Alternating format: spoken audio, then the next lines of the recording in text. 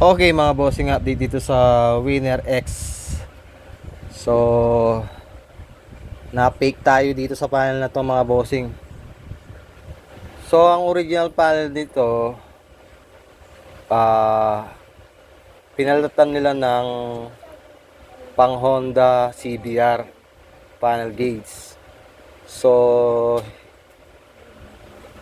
kaya pala wala siyang backlight dahil hindi tugma yung harness, hindi magkaparehas yung panel gauge ng CBR at saka panel gauge ng Honda Winner X mga bossing.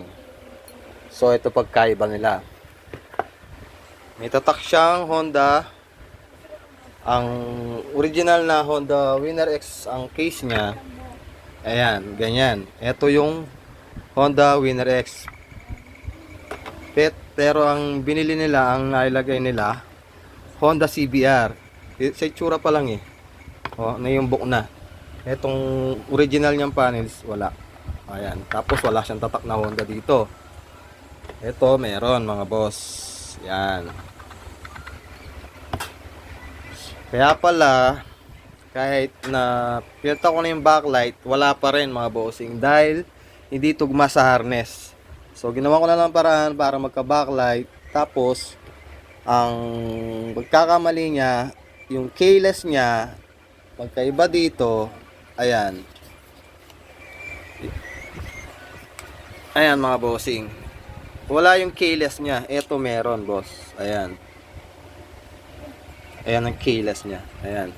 Kung man nakikita niyo mga bossing. Ayan. So dito, pag sinalpak mo siya, ang board na to, ang nakalagay dito, placer.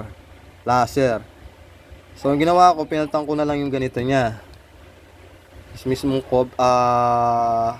display cover niya sa LCD.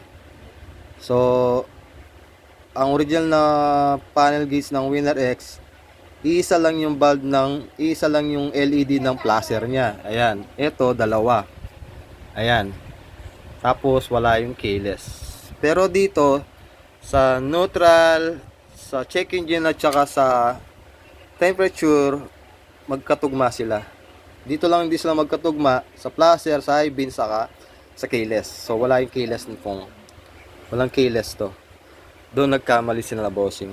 So ginawa ko na lang paraan para umilaw yung keyless, pati yung placer. So yung high beam na lang ang nawawala. Pati yung neutral, all goods na rin mga bossing. So ito yung resulta mga boss. So ginawa ko na lang paraan. Ano na lang ako. Ayan. So ayan.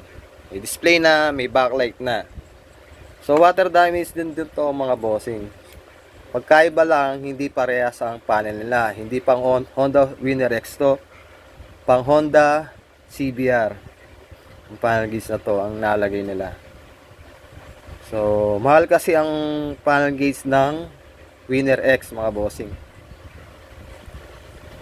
Yan, ginawa ko na lang ng paraan para magka-backlight. So, wala talaga siyang backlight. Ngayon, nagkaroon na siya. All goods na rin to. Ang ano na lang yung high beam, hanapin namin doon sa harness niya. Pero itong mga to, sa placer, all goods na. Yun lang mga bossing. Please like and share, follow my Facebook page. Like and share na lang po yung mga video ko. Maraming salamat sa panonood mga bossing. Ride safe mga boss.